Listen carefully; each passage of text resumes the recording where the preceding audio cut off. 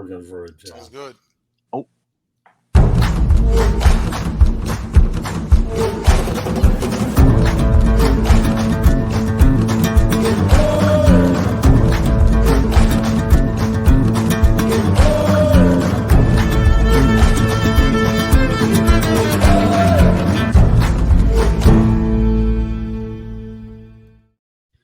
Good evening, everybody, and welcome to another edition of Pundit. Yes, you're seeing double because we had one yesterday. We have one tonight, a weekly doubleheader. Doesn't happen often, only when the situation does present itself. Before I get to the crew here, let me let everybody know that the Pundit is being broadcast around the world. Yes, around the world. The audio version of Pundit can be heard on iHeartRadio, Apple, Spotify, Google, wherever you get your podcasts. Please hit the red subscribe button on YouTube, South Florida Tribune. We're striving for more subscribers. Please also comment, like, and share the broadcast. Want to be a guest? No problem. Feel free to participate in the chat room. As a guy by the name of Will Vogel will do later on tonight on Fire Up following this show. Send topic ideas to South Florida Tribune at gmail.com. If you want to advertise cost efficiently, give me a call, 954-304-4941. We broadcast live on Facebook, LinkedIn, Twitter, and YouTube, eventually Instagram. We'll be working on that over the weekend. And our website, www.southfloridatribune.com, Twitter/X at Tribune South. Candy Ebling is producing the show and does a lot of other great things behind the scenes. My book, Lessons from the Microphone, Tuning into the Enduring Wisdom of Visionary Leaders. You can get that on Amazon and Kindle. And also, this show and the Sports Exchange will appear on NGBN TV in the not-so-distant future. With that said, let me introduce the crew, going right to left. Oh, no, right on top. Okay, there you go. I'm so used to the other thing, but forget about that. All right. George Eichhorn. George, he'll be on twice tonight. Good to be here, guys. Looking forward to tonight's show, especially this one. Pundit, always a great show. Sure is. And we got Denzel the Sniper. Welcome back, Denz. Hey, not seeing anything, people. All right, this is two pundits in 1 week. I know it's a lot to handle, but hey, look, go and pour up a nice beverage and just sit back for part 2 of 2. You got it. And last but not least, the pundit himself, Jacob Christopher. Every once in a while, I got to kick him around if he does something crazy. But in the end, I don't feel it though. I don't feel it. Just make sure. No, he's like Rocky. Although Chuck Wagner. And by the way, we're heard around the world. So hello to Liechtenstein. There you go. But you know, Jacob. I will say one thing about Jacob Christopher. He's the most coachable person I've ever dealt with in my 40 plus years in the business. So that should say a great deal about JC. All right. With that said, I'm going to turn this over to Denzel Snipes, and then I'll take over when we start talking about pundits' views. And there's Denzel.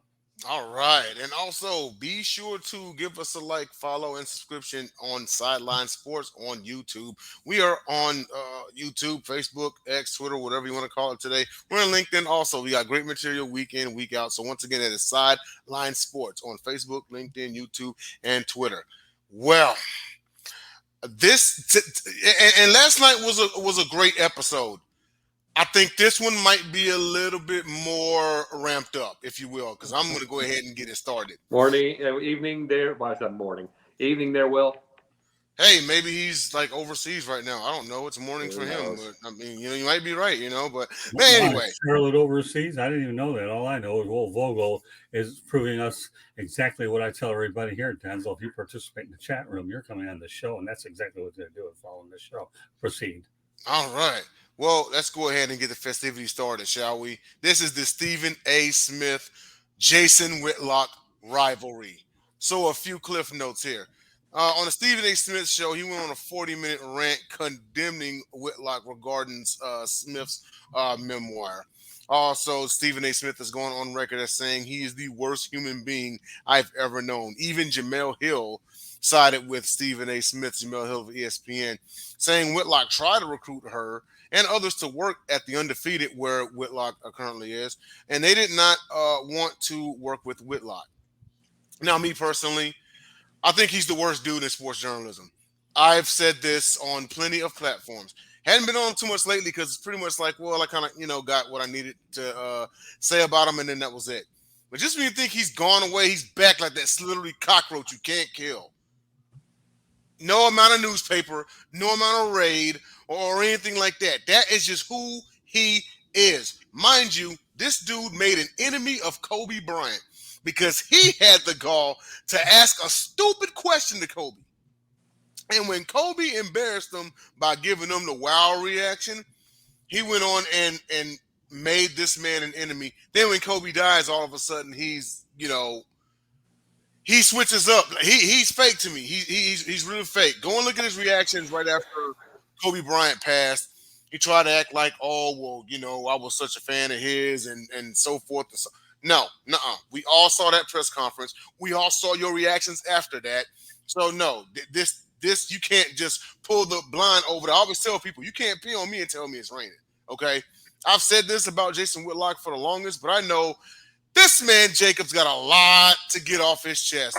Probably a lot uglier about it. Before you do that, though, I want to get this up by Will Vogel, which Jacob is definitely. What I gather is that Whitlock, in my opinion, has a little to no room to talk because reading on his bio on Wikipedia has burned every bridge he's got. And I'm going to bring that up. Yes, he has. So you can talk on the side of Stephen A.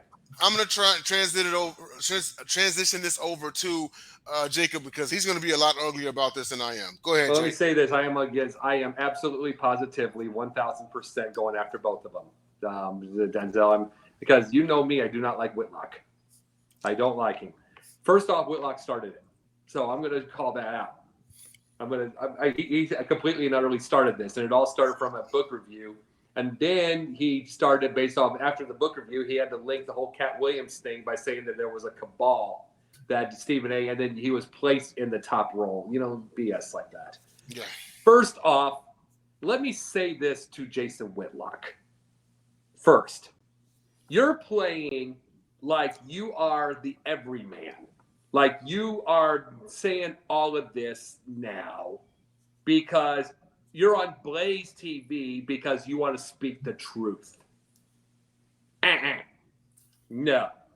You were on the Kansas City Star. You were on ESPN twice, Fox twice. You were on AOL Sports. You were, let's see, what else is there? Oh, yeah, by the way, Clay Travis can't stand you. He was going to be running out, help him with out kick, and he was gone in about 2 months. Everyone, he's finally on Blaze, but that's his paycheck. He's saying all this. You want to know something? Let me bring this up. Someone like me is on two great things like South Florida Tribune and Sideline Sports that we all work together, which I'm proud to be with Scott. You know what I'm saying? But you want to know why? One of the biggest things I love about it, I'm left alone to seek what I want to say, to do that type of thing. If there would be a chance at another place, I've already said to you, I've got maybe 2 spots elsewhere ever that will hire me. I've told you 1,000 times, have I not? Yeah. Maybe 2. I admit it. I say it. But because the minute ESPN takes a look at everything I've said, it's over. I don't deny it. This guy says he's trying to do it part of the cabal. He was the cabal. He was the cabal. And that's the whole thing with this. Now, Stephen A., you said that you've been doing this for about 10 years. BS. The whole kind of thing. Because with all the ESPN shows, I've seen you around. No. You hated them just recently, in the last few years. And the biggest thing about it is what Whitlock did calling you out was just dumb because he needs your what's the good word for it? Response. Huh? Response. Thank you. He needs your response to get hits. Yeah. You shouldn't have even responded. He's on Blaze TV, which is conservative. It's niche.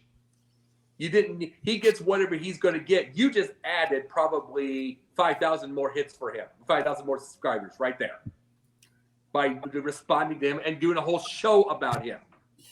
You gave this thing. And then Whitlock's going to be right on one thing. It's like some of your basketball stories are a little BS, but that's neither here nor there. You did it by you gave him more hits to be able to talk like this by giving him time.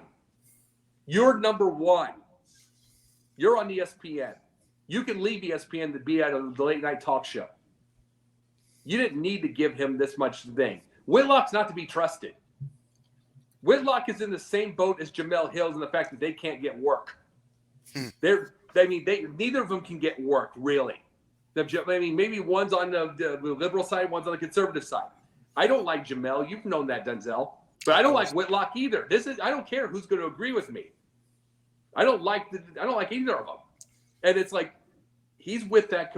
That's the thing. He talks about the cabal that he's doing this thing. Someone like me is the one that'll say something like this, knowing, going right in there, that the minute I show up somewhere, they're going to say goodbye to it.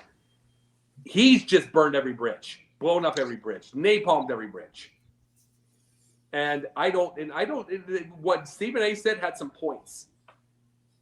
No one likes him. And Chris Broussard is considered one of the nicest guys in the business. Can't stand him. Yeah. I mean, forget the whole thing. These are the things, and these are the truths. Don't even pretend that there's some kind of cabal when you were part of it. You just napalmed everything. And you napalmed everything. You're a phony. Whitlock, you're a phony. Stephen A, you gave him too much time. I'm not a huge fan of you either. But you gave him about 5,000 extra people, and you fell right in. And now this is going to keep going. Yeah, absolutely agree with everything you said. Now, I want to kind of spin this just a tad bit and swing it over to George Eichhorn. So if everybody at home actually recalls, a few weeks ago, we did kind of a two-parter topic as far as what's it going to take to bring credibility back to journalism, sports journalism, and what have you, you know. So, George, after hearing about a guy like Whitlock, and from what you already know about him, and now we want to tie it to that topic as far as credibility in journalism. Where does he fall as far as credibility in journalism? Is he one of the ones that is giving journalism a bad name, whether it's just mismanagement of facts, if it's just for shock value, whatever he's doing? Give us your thoughts about this. Well, yeah. I mean, first of all, I don't know a whole lot about some of his past, but when I was doing my research for tonight's show, I found out that, yeah, he's moved around so much, like Jacob described, so many different places. One of his stops was Ann Arbor, covering the University of Michigan, the Ann Arbor News. I do remember him being in the state for a couple of years. But I tell you what, you know, the guys that I look up to, like Rob Parker, and I know, Scott, you're good friends with Rob as well as I am, and of course Stephen A. Smith. You know, the thing is that when you want to be controversial, when you want to be opinionated, you still have to back up your work with facts. And when you come and you make things up, or you speculate on somebody's gender, or get into all these political things, to me that's a big turnoff. And not to say that there's politics, that there isn't politics in sports, because we know there is. But to go ahead and try to make a name for yourself and to try to do all that, you know, he's jumped around so many times. I mean, so many places you described. I mean, ESPN and AOL and Fox and Ann Arbor News and now the Kansas City Star, the conservative station that Sean Hannity and him are buddies with. Not Sean Hannity, I'm sorry, with the guy that left. God, I forgot his name. But anyways, he's gone a little bit too deep into the political stuff for me. I don't mean to say that politics is not important. It is. I know it is. But to be a true journalist, you know, back your stuff up with facts. Don't start throwing stuff on there. It's the old theory about, I'm going to throw something up on the wall. Remember that, guys? And we'll see what sticks. To see what sticks. And no, we don't want to do that. We don't want to do that. Thank you, Will. Will says, I agree 100% with George. Couldn't say it better myself. Well, thank you, Will. We respect your opinion as well, and look forward to you on the next show. But listen, I tell you what, like I told you, I mean, we've met so many guys, you know. I mean, Scott and I have been around this for 40 plus years. We got guys like Larry Whiteside and Rob Parker, Drew Sharp. You know, we've had so many things. Brian Burl, help me out, Scott. Brian that died early from the Burwell. Yeah, thank you. Yeah, Brian Burwell. I mean, you know, we have run across and been co-partners, or, you know, cooperative with so many different guys in the business. And I don't want to make it into a politics thing. And this guy has just gone way off the deep end as far as I'm concerned. And, you know, you got to come back to the journalism standards that we all want to respect and try to go after. And he's not following that at all. That's about all I got for him. No, totally agree with you. It's almost at this point he has different angles, but all of them with like bad intentions. Let's face it, Stephen A. Smith is the face of ESPN. Some would call him the face of sports talk. Period. Um, and he's shooting at him, and he already has a bad reputation. Regardless of your feelings on Stephen A. Smith, that's still not a good look. Especially when, like Jacob alluded to, you've burned every bridge everywhere you went to. Right. So I want to round this out with Scott. So same parameters here, okay? We talked about bringing credibility back to journalism, and you see what Jason Whitlock is about from whatever you know about him and what you know about this topic. What do you think his angle is? Is it shock value? Is it just he just wants to play that bad of a guy? What's your take on this? Number one, okay, I watched Jason Whitlock a few times on ESPN. I was completely turned off by the guy. If there's anybody that's phony, he is it. Okay. If you want to bring out the concept of fake news, then I can call Jason Fake News Whitlock. Okay. Because that's what this guy's about, fake news and clicks, right? And again, we don't allow politics or religion on our site because we feel there's enough topics out there to talk about. But again, he's like Will Vogel said, he's trying to get clicks and views is what he's trying to do. Well, you already outlined it, right? Jacob, he talked about Stephen A. Smith, and as a result, he got more attention, but that's nothing. Here's what we have to understand about today's journalism. And this is what we really do. Back in the old days, old school media, which I talk a lot about in my book, okay, he would have been blackballed. Nobody would even touch this guy. Nobody. But dial it up to 2024, right? Everybody's got podcasts. Everybody has a voice. Can't get blackballed if you start something up, okay? Curious George the Monkey could start a podcast if he wanted to. Now, so how long would Curious George the Monkey last? Well, more than Whitlock. As long as you got a computer, you got a microphone, and nowadays you need a camera, anyone could do it. We got 1 or 2 million of these. Who's counting? It's a lot. So Jason Whitlock, to me, if he ever, and he never will anyways, come up with any journalistic value, and it's a shame because he did work at the Kansas City Star, so one would think that there is some journalistic there somewhere. We just haven't been able to find that. You mean to tell me we're going to have 4 David Copperfields on this freaking show where none of us we're magicians? Or do we have 4 Ray Charles, okay, where none of us can see? All right? Exactly. So Jason Whitlock, you know what? You're lucky new media because old school media would have booted you faster than Gus the Mule did in that General football movie I saw many, many years ago. I don't know how many people were alive then. I remember you have a mule kicking field goals that could go from 60 to 80 yards deep, maybe 100 if you're lucky. And staying on point, to me, Jason Whitlock is just trash. But he represents what you guys have talked about, what we've talked about, and that being the fact that there's a lot of great people in the media that are doing the job well. And I will say in recent weeks, okay, I've enjoyed watching Stephen A. Smith a lot because apparently the people at Disney have told him to tone it down a little bit because I've noticed a difference recently. You can rant a little bit, but don't do it 100% of the time. So now Stephen A. has gotten considerably better. He's doing a lot. He's always been great at research. Nobody likes to be yelled at for non-stop. So he's showing more respect towards the people that he has on. So Stephen A., who knows if you're ever going to watch the show anyways, but I give you credit. You are improving.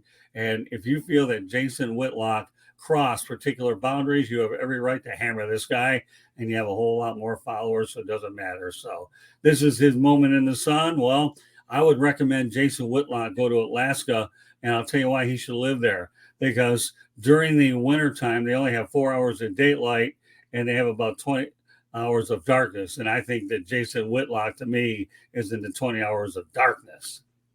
Yeah.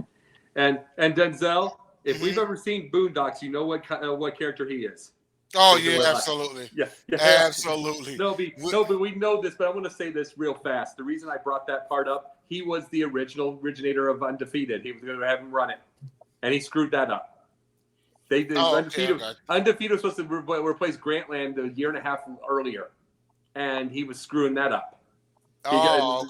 He was screwed that up because they were bringing in. He brought in a white guy to run it, and then they fired him before they got the thing up. But see, the thing about this is, I remember, like I said, what James Evans said on Good Times.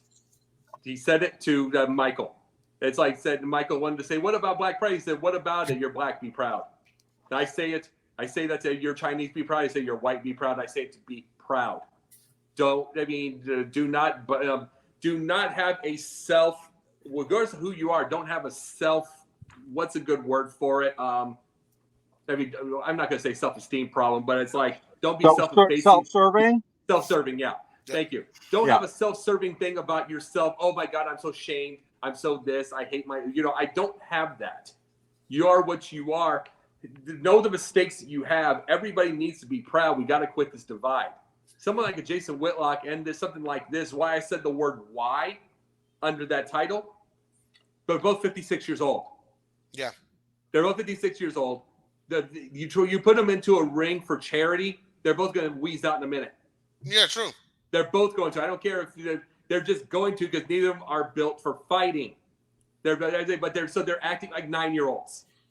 Like, this wasn't necessary. Stephen A. should have ignored this, because now you added things, and then he's going to keep going. Oh, yeah. Jacob, give me a break, would you? You think Stephen A. Smith is going to ignore this? All right, let me ask you a question. I'm going to go back to my favorite Sanford and Son. You always get one of these every show. Okay, Jacob. All right, no, the heart attack. Don't ever mention that around my sister-in-law, Marie, because I'll tell you, she don't like that stuff. Okay, and that's a family matter that we'll talk about. But are you crazy? Do you think this guy's going to ignore anything? The more he has an opportunity to go out there, you got to keep your fingers over there so you can't look me in the eye, Christner. Okay, I like that. I had nothing to do with that. I was doing the chat. But my point is, are you crazy? You think Smith is going to ignore it? He's going to feast off of him. Let me tell you, Stephen A. Smith could be the great white shark of journalists if you get on his back and you give him the riot act. I'm just telling you, man. Give me a break, Christner. Oh, but you know what? This coaching moment, okay, to Jacob Christner is presented by Sideline Sports and South Florida Tribune. So how sad. So he's got to make sure that his coaching moment is presented by something. So are you crazy? I didn't have that much energy a little earlier. My wife managed to find a way to get me some caffeine to get me going there. All right. Hey, we do have to keep the show rolling on. But before we do, more comments from our guy Will. He said, "What I learned in school, cite your sources, because if you don't use facts, you're going to go downhill fast, and it wouldn't be easy climbing back up. So state your facts and back them up." Absolutely. That's what every media professor when I was in college taught me. I think Whitlock's trying to get clicks and views. I think Whitlock's trying to get clicks and views, yeah. And that actually alludes to what Whitlock plays Pundit on a donkey, non-blindfolded, and will still miss. I would definitely agree there. Yeah, and you know what? That alludes to what Scott was saying, because way back when he would have gotten blackballed, but because now it's all about attention, clicks, and views. So gomerpyle would say to Whitlock, shame, shame, shame. Absolutely. Well, we do have to move on to our next topic here, and that is the Grambling State women's hoops winning by 141 points. So get this. So they beat the College of Biblical Studies Lady Ambassadors 159-18. It's the largest margin of victory in women's Division I hoops. Look, I'm not taking anything away from Grambling or anything like that. You went out there, you won a game, that's great. You set a record, that's great. But okay, I'm just gonna say it. This isn't shocking, okay, people. All right. When you're playing the College of, what did it say again? Biblical Studies. College of Biblical Studies. You're supposed to beat them by 141 points. Are you kidding me? Are you crazy? Are you crazy? Did I do it right, Scott? No, you did it really good. See what happens? Well, this is one of these kind of shows that not only we pundits, Okay. Well, we have a tendency to duplicate each other and take each other's lines so we can make them a part of this show. Are you crazy? Yeah, we're all crazy because I'm on this show and anything could happen when I'm at 100%. Okay. And then everybody follows whatever you want to call me. I've heard all kinds of different things depending on the mood of the individual. But no, that was fantastic. That's all. Proud of you. All right. Look, my point is this. The next Diana Taurasi is not going to come from the College of Biblical Studies. And that's no shade to them. They are who they are. They got an athletic program that's great. Okay. But does anyone really have them beating Grambling or a Stanford or a Texas or Notre Dame or maybe a USC or South Carolina maybe or LSU? No, never. So whenever you're Grambling State, you're supposed to beat them by 141 points. It's not a shot. It's just like whenever Jaden Daniels, he threw 8 touchdowns versus Georgia State. He's supposed to throw 8 touchdowns versus Georgia State. Now if he threw it against Georgia, now we're talking. So with that being said, you go and you beat South Carolina by 141 points. You might flip that entire program upside down. That'll never happen on this planet Earth, never on God's green earth or in Satan's red hell. Would that ever happen? But my point is this, okay? There's not too much stock to be put into this because of who they beat. It's like when Alabama plays Mercer in like week 10 and they go up 49-0 at the half. Does it shock anybody on this panel? Let's start it off with Jacob and get your thoughts about this. No, not at all. And besides, with that game, College of Biblical Studies, you didn't have a prayer. It's just the truth with this. But jokes aside, with something like this, there was no shock that they were going to have this. But who's doing this scheduling? It's like you have to. And the thing I have to question about is how many schools are going out of business to where you have to fill in a spot. Because remember, it's not just moving conferences anymore. There are schools going out. Yeah. There are more schools that are going out. So you're now having to fill a spot. Who found College of Biblical Studies? Did you literally go to Max Preps and then find out that one of the people did that? Did you do this? Where did you find this? And it's like, and darn good and well, if it's College of Biblical Studies, the practices are an hour a day. Probably. Tops. Because it's all biblical studies. Good for you if you're a minister, want to be a minister. But you're supposed to have a couple of hours. You're supposed to constantly work. You're not getting that kind of work in. You're not putting the work in it takes to get a Division I, Division II school. The top-notch people. You're not going to get that. So who's getting these now? And who's the coach that filled this, that accepted it in the first place? And it's like, so no, I'm not going to blame Grambling. I'm not going to blame them at all. Run the score. Make it 200-0. I'm thinking that they let them they took the foot off the accelerator, let them have 18 points. It's like, let it be 200-0. I don't care. Yeah, you might get the coach fired, but it's like, that's whose fault for doing that in the first place. And then even worse, let's just say they weren't even half bad. Who's the coach and where's their preparation? Knowing that you're not going to have full preparation with a biblical studies thing. Your preparation's terrible. Remember, even John Wooden only had an hour and a half a day, and he made them the 88 straight wins, and all those titles. And that was an hour and a half a day. It's just consistency. You don't know how to coach. You just put in that spot. Yeah, pretty much so. And, and I could only say that maybe that coach accepted it because it was going to be the literal highlight of that year, because they're like a no name school who plays no name schools on the regular. So Grambling State is, it's kind of like Hollywood coming to town, Yeah. That is a school that should be focused on theology. And that's what institutions like that are supposed to be, They have a sports program. It's out of Houston. Great. It's out of Houston, Texas. Yeah, it is. But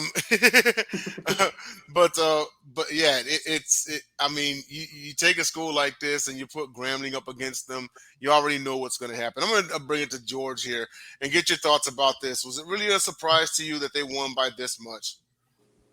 No, not at all, because I had heretofore not even heard about this school. Obviously, we've seen this happen even in college football, where the teams like Alabama or Michigan or Ohio State, go out and find somebody. But the situation there is one in which you're getting notoriety in college football. You're also getting a piece of the action as so far as you're playing in front of 105, 110,000 fans sometimes. So I'm not sure what the value in return was. Did the Lady Tigers give some of the money to this school? I mean, they were only 5-5 coming into the game, Grambling.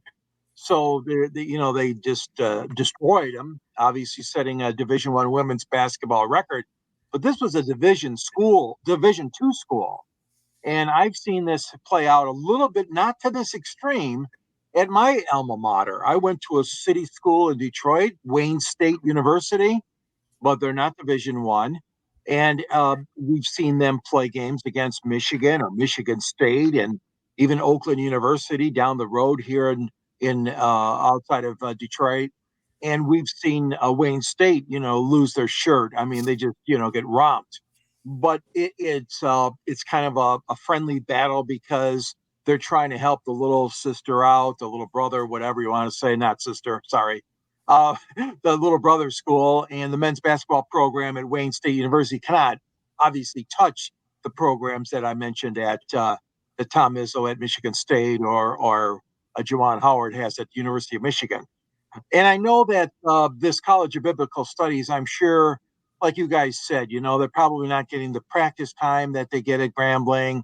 They're not getting, obviously, the notoriety. They play in a smaller thing called the Southwest region of Division II, the National Christian College Athletic Association. So the record was previous to this, I believe, in 2018, when a school called Savannah State Hmm. beat Wesley in Georgia 155-26. So, all this being said, no, I agree. I mean, it's not Grambling's fault. They went out there and played the game fair and square. I mean, it wasn't like they were hacking and committing a lot of fouls or anything like that. Nothing like that happened. I mean, it was a regular game, and the officials, obviously, there is no limit as far as the points that can be racked up. There's a mercy rule. No. So, you learn from this experience, but you got to scratch your head and say, really? Why did you schedule something like that if you're the athletic director, the athletic department there at the Biblical Studies College? I wonder if it's one of those deals like in college football. It's like, hey, we'll pay you like X amount of dollars to like play us. Yeah, Like when could say be. I don't know, LSU faces, I don't know, Tennessee State, and they pay them $1 million to come into their building, and they see it as a tune-up match, and Tennessee State sees it as, well, if we lose, at least we got $1 million, or we can pull off the upset and then leave with a 2-for-1. Who knows? I think You know, College of Biblical Studies, I think their agreement is to pay their light bill. probably, It's and probably a few cell phone bills as well. yeah, no But kidding. Listen to this. They also played at Xavier University, oh the boy, College of Biblical Studies. Yes, not lost 94-22. Uh, Their average, wow. they're 0-8 right from what it sees right now, and they average loss is about 61 points. Jesus Christ. So I'm gonna round it out with Scott, and I already know your answer, but I'm gonna ask anyway. Is this any shock to you? No. That's one of the shortest answers you'll ever get out of me. Don't hold your breath. Where everybody else I document this 1/11/2024, one of the shortest answers. No. Here's the thing. And I know we have a couple of other topics I really do want to get to before the show is over with. So, no, item number one, I still have a heart. Some people think I do, some don't, but I do. I hate to see any school get blown out by 141 points, regardless of the level. It has to be deep, has to be hard for the team that's getting hammered that bad. Item number two, I hope they got paid a fair amount of money to get their tail kicked. And I can relate to that because Howard Schnellenberger, Florida Atlantic, scheduled a lot of those guarantee games. And by adding all that revenue to Florida Atlantic, enabled the program to build an on-campus stadium. I've seen Miami beat Savannah State 77-0. And let me tell you, Savannah State ended up, making out pretty well. And I actually met one of my good friends, one of the early people on the South Florida Tribune, a guy by the name of Xavier McKnight. And to this day, Xavier and I are pretty good friends. So I have compassion when they lose by 141, but I just hope the biblical college goes ahead, gets a little bit of money out of this deal. That's all. That's all that they can really come from that, Yeah. especially now that a literal record has been on. Here's Will again. Big schools, smaller schools. I'm sorry. Can you put that back up, Candy, real quick? Big schools. Thank you. Big schools, smaller schools. So play smaller schools except for March Madness sometimes.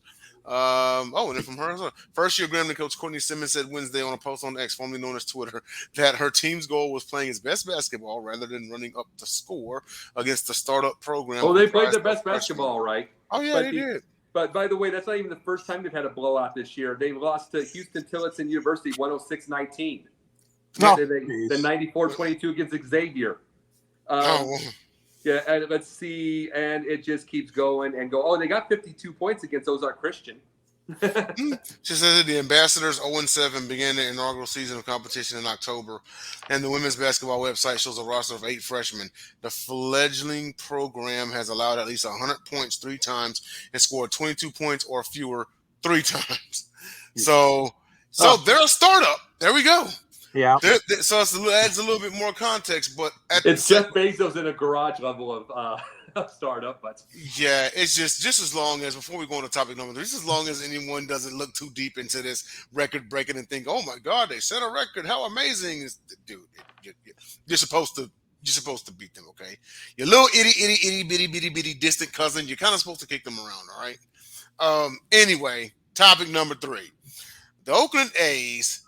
They blocked Pioneer League baseball team, the Oakland Bees, or the Oakland Ballers. The block came even after, so they blocked them from playing at the Coliseum, and the block came even after the paperwork was signed and the deposit was already paid for the June 29th game in which the Oakland A's would have been on the road. It got vetoed by the A's, get this, for no reason given. Council member Rebecca Kaplan, via an ESPN article, said that the blocking of the game will cost lost revenue for major projects that would benefit the city. This is why even Oakland hates the A's. Okay, there's just no excuse behind this. This is no better than whenever we watch these court cases and they're suing their landlord because it's like, oh, well, or potential landlord because it's like, oh, I paid the deposit, but you went on and gave the apartment to somebody else. And you're not giving me my deposit back. And you had no rhyme or reason for doing what you did. It's like no different, right? But I want to start off with Jacob and get your thoughts about this. Your ego. It is an ego thing from the owner. It is ego.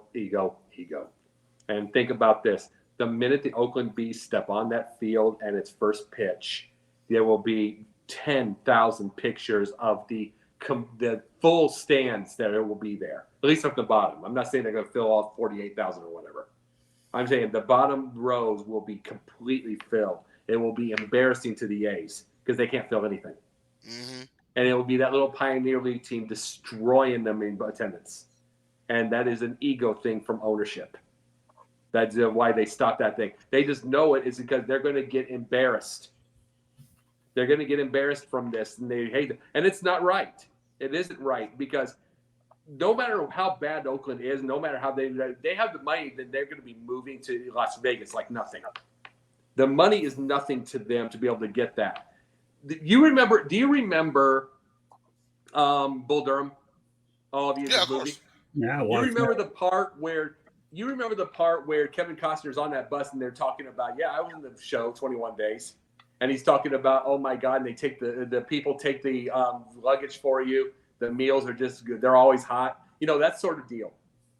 To this day, it's still that way. To this day, it's still that way. It's like you move up to be able to, and of course, it's different from 1987. But it's going to be even more advanced way. But that's the whole deal. These are kids with dreams. You're playing on a major league field. Some of them will never play in the majors. So this is their one time in their life they're going to be seeing a major league field, even if it's a piece of junk. Yeah. And you're pulling that on them because you're embarrassed that you can't get anybody there. And that's just what that is. And it's like, truthfully, and as much as I'm not a big fan of Manfred, this needs to be, they kind of need to intervene on this one. Especially if they already paid for it.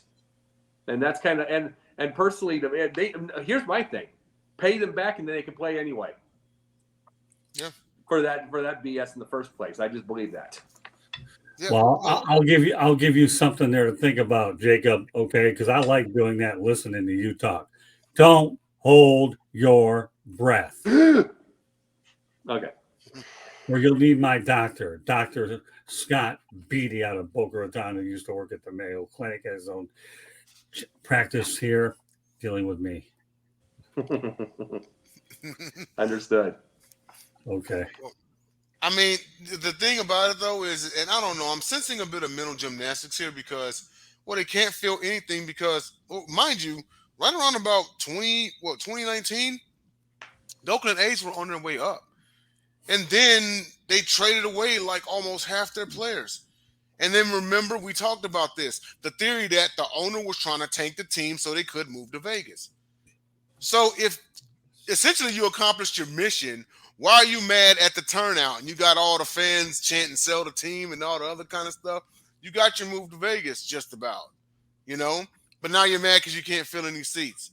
That's kind of collateral damage to go along with your master plan, which you willfully pulled off. So the very least you could do is either A, let these kids play in that stadium, regardless of what the attendance is going to be, or give them their deposit back. But I want to swing it to George and then get your thoughts about this. Well, this is a situation where, yeah, the Oakland Athletics do not want to be embarrassed. You know, the thing of the matter is, it's just one game, okay? And you already made your decision as a ball club, that you are moving out of town.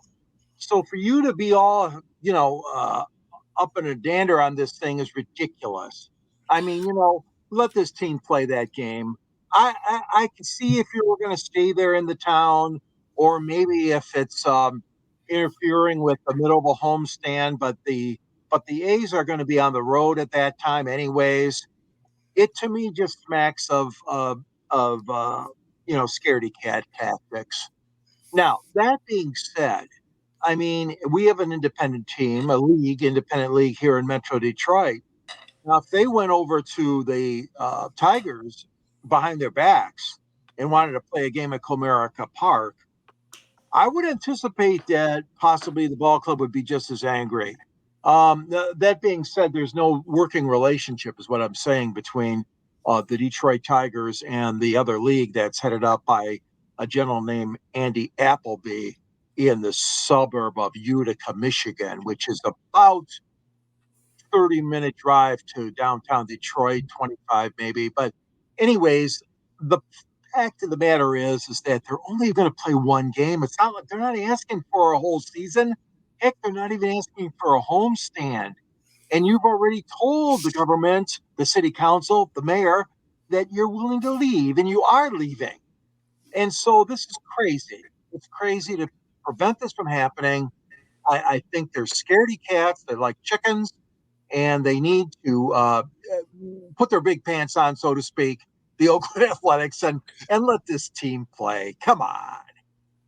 Yeah, absolutely. The A's are already an embarrassment. Like it just is what it is. They're already the laughing stock of the majors. So just let them play.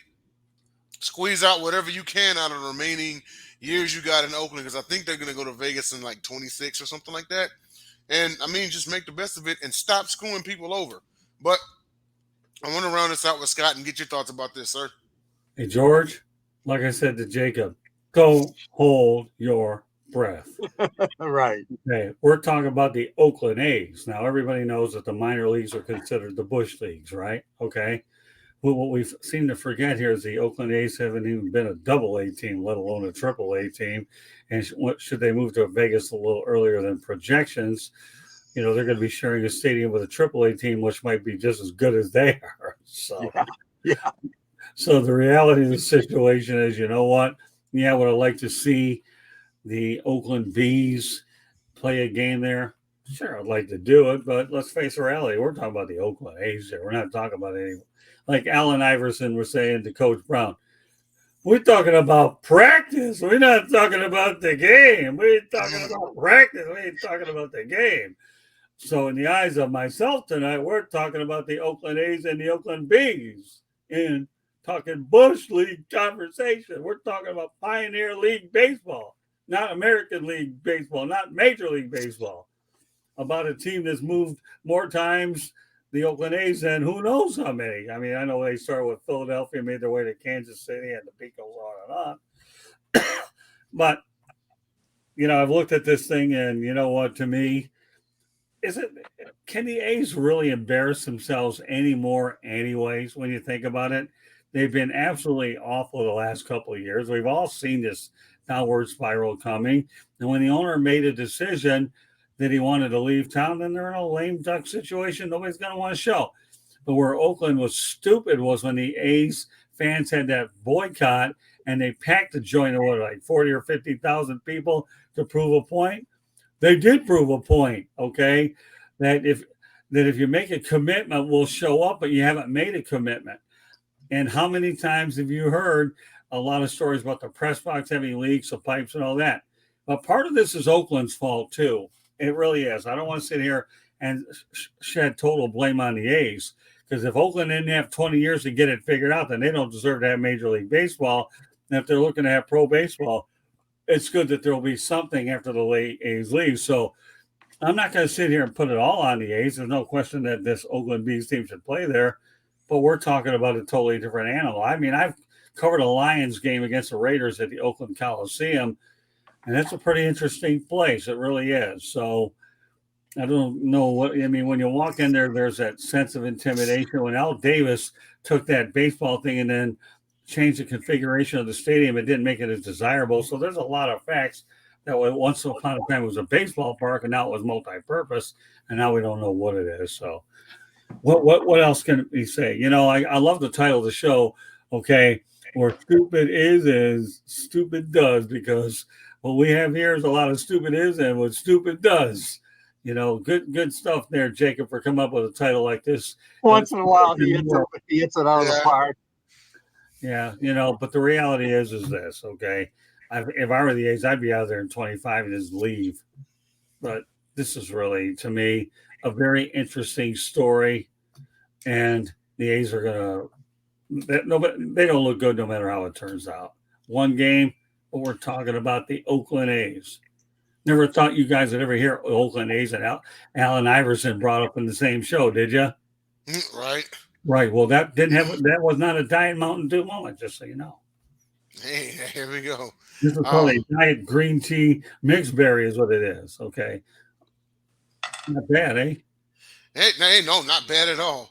Well, we are in the final 10 minutes of the show. We're in the home stretch, and it is Pundit's point time. So I'm going to swing it back over to my guy, Scott Morganwright, to get us rolling on this. Take it away. All right, Denzel Snipes. Great stuff. Pundit's views. I'm going to lead off first, and then we know that Jacob Krishner might have to go second from now on. That way I can be able to make sure that we conform to... Mine will be decently short tonight. So, but then anyways, my pundit's view is Get Up with Mike Greenberg spent the entire 2-hour show talking about Bill Belichick's departure. Really? I love this top view because we're talking about media, whether it gets back to normalcy, whether it looks real. How on earth does one show go over a topic for 2 hours? Really? I understand even 60 minutes, 90 minutes, but 2 hours. I know you want to get this guy on there, this guy on there, this guy on there. Give me a break. Get up to more variety instead of a show that centers around one individual. Is there a guy that's worthy of it? Yeah, maybe Bill Belichick is, but they got to do better than that. And I only watch that show because I'm always looking to get information, or when I see some things that I think are flaws in the journalistic situation here, I don't mind bringing it up. So Get Up, you really need to get up. And Mike Greenberg, my advice is there's more than one topic that meets the eye other than Bill Belichick. Okay, on to Jacob. Really, this one's going to be definitely shorter than last night, but I want to give. I hope so. Yeah, no kidding. There's going to be something here I'm going to give a thanks to, and it's like I'm not going to be in political or anything. I'm just going to say this. I want to thank Vivek Ramaswamy for a lot. I mean, people already know who's going to be, from this whole the presidential thing. But I wanted to say this. His last couple of the rallies, small ones, he's had protesters based just, off the anger. He's invited them indoors. They're all outside. He's invited them indoors. He even helped one of them have a guitar. He helped him put his guitar case together and help him go inside because it was about to rain. He said, "You can come on in. You can ask me questions. I'll answer anything." Wow. He did that. RFK Jr. did the same thing to somebody. He did it too.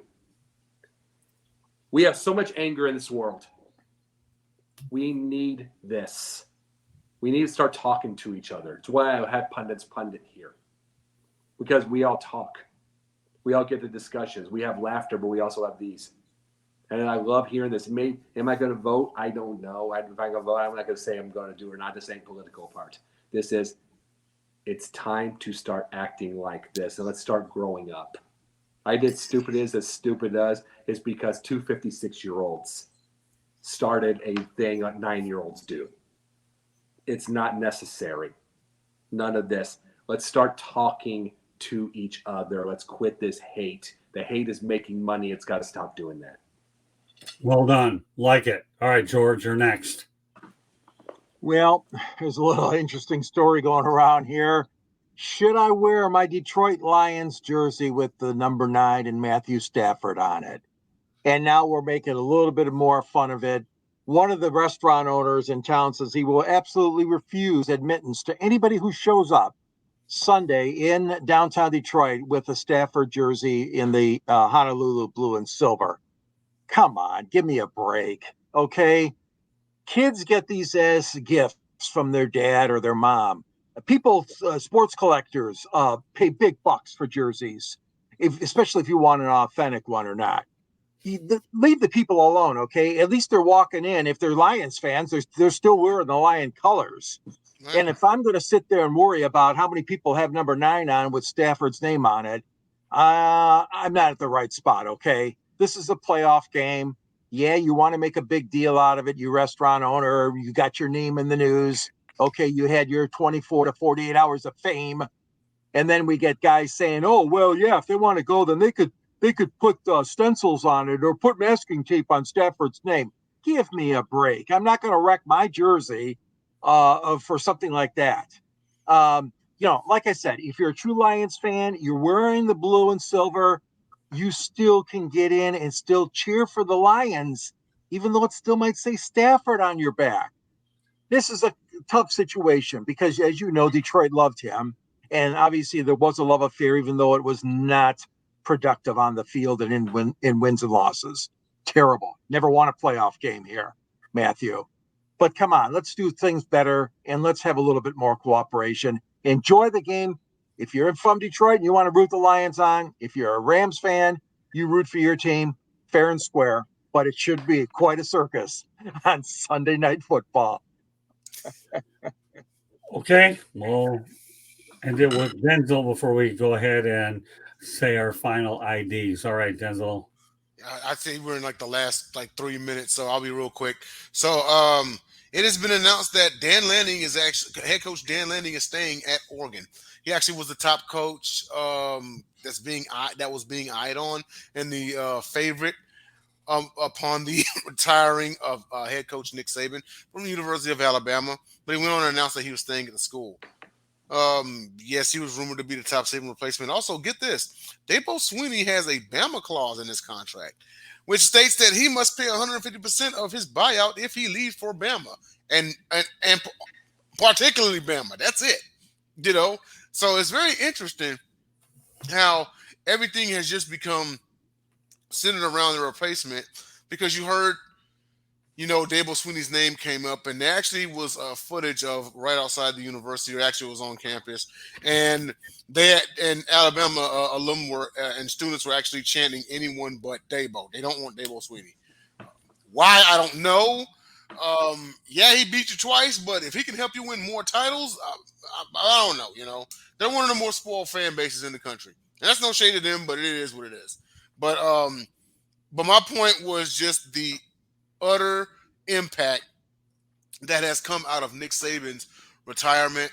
You're talking about a great, and you'll hear more about this on thousands of sports podcast shows, on Bleach Report and whatever. And I get it, you know, I'm not here to harp on that, you know, but keep in mind that three greats, well, they're not with their teams anymore. Belichick, he stated he still wants to coach, but Saban's gone and Pete Carroll's gone. You know, and I think that even though Belichick still wants to coach a few more years, I think this is the beginning of the official changing of the guard. That's all I got. Well done. Again, all you guys, well done. Thanks very much, Will. With all that, okay, let's remind everybody one more time that the Pundit's Pundit is being broadcast around the world. The audio version of Pundit's Pundit can be heard on iHeartRadio, Apple, Spotify, Google, or wherever you get your podcast. Please hit the red subscribe button on YouTube South Florida Tribune. We're striving for more subscribers. Please also comment, like, and share the broadcast. Want to be a guest?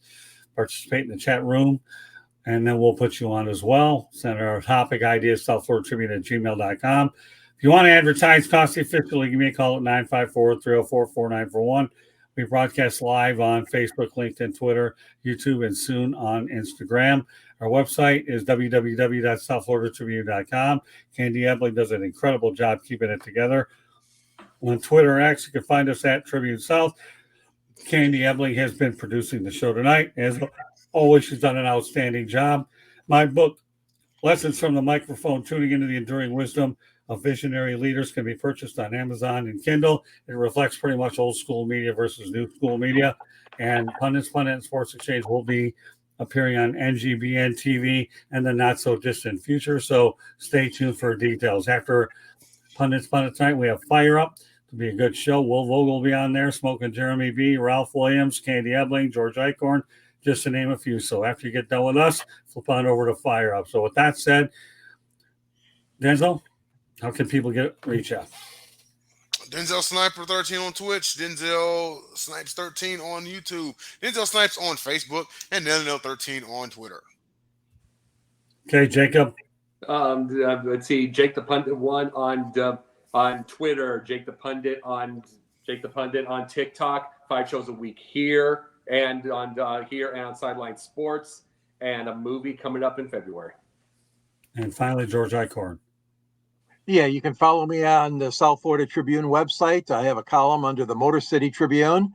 And I also have a book out there called Detroit Sports Broadcasters on the Air. There's a link at the end of my column. You care to purchase it, and you have a chance to see me. Reach me at gicorn@yahoo.com or on Twitter at SanGSports99. And of course, I'm proud to be on so many of these shows with all you guys. Great opportunity for all of us to talk sports. Thank you. And I should also mention George Eichhorn wrote the foreword to my book as well, and he's prominently featured in it as well. So meanwhile, on behalf of George Eichhorn, Denzel Snipes, Jacob Christopher, myself, Scott, the Motor City Manmouth, I want to thank you for joining us on this edition of Pundit's Pundit. Fire Up is next. Good evening, everybody.